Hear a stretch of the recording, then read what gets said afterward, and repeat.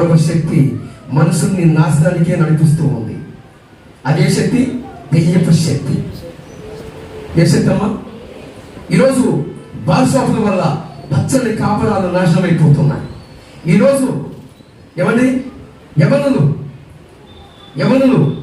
చిన్న వయసులోనే అనేక రకాలైన బలహీనతలకు గురైపోతూ ఉన్నారు. కారణం ఏంటి? దెయ్యపు శక్తి. దెయ్యపు శక్తి చిన్న బాలుల్లో కూడా. ఏమండి చూడండి, మొదటిగా నేను నమ్మిన విశ్వాసములో క్షమాపణ ఉందా అని చూస్తే క్షమాపణ లేదండి.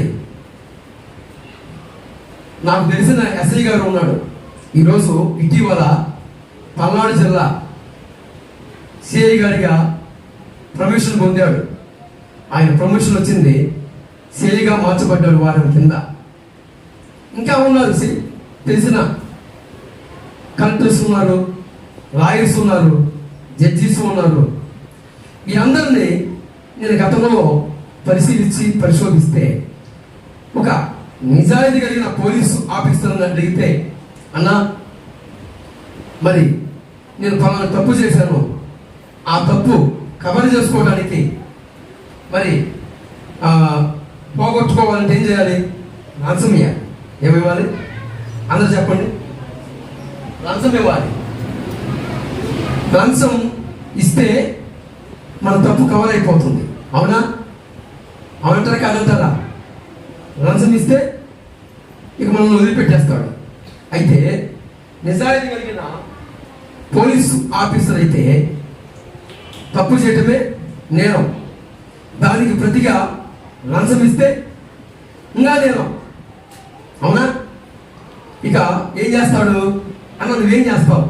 సిఐ గారిని అడిగా, నువ్వేం చేస్తావు అంటే నేనా అయితే నాకు లంచం ఎవరైనా పెడితే సెన్సార్లో వేస్తా. ఎక్కడ వేస్తా? అర్థమవుతుందన్నమాట. చెప్పమంటారా ముగించమంటారా? చెప్పండి అన్నాడు. చేతులు ఎత్తండి. వద్దన్నోళ్ళు చేతులు తెచ్చండి. వద్దా? గట్టిగా సుమని చెప్పండి. పొయ్యిరాయా అన్నట్టుంది గట్టిగా. సిఏ గారు ఆ మాట చెప్పాడు. మనం చేసింది ఏంది? నేను చేసింది ఏంది?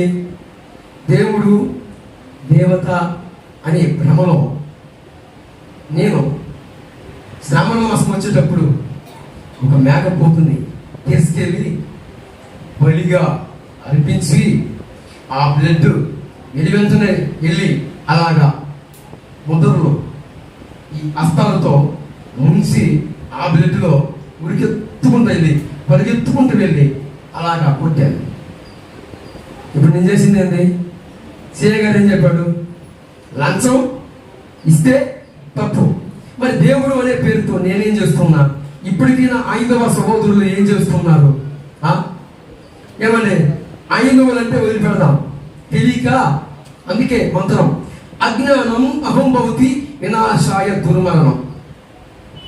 అజ్ఞానం అనే అంధకారంలో కూర్చున్నాడు ఎవరు? తెలియని ఐనత్వంలో ఉన్న మనిషి.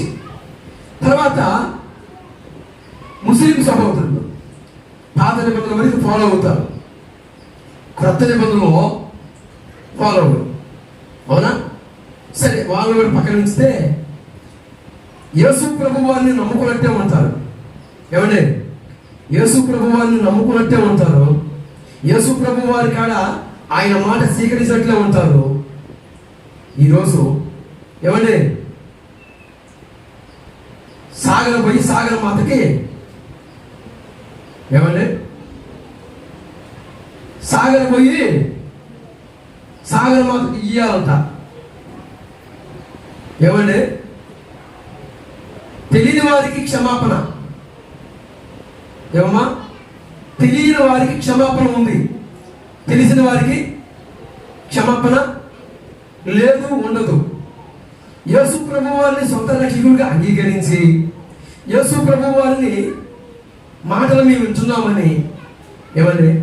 నేను ఎరగనప్పుడు, యేసు ప్రభు వారిని ఎరగనప్పుడు అనేక రకాలైన మొక్కులు ఇవి 33 సార్లు ఇచ్చా నా పేరు కలిగిన వ్యక్తికి.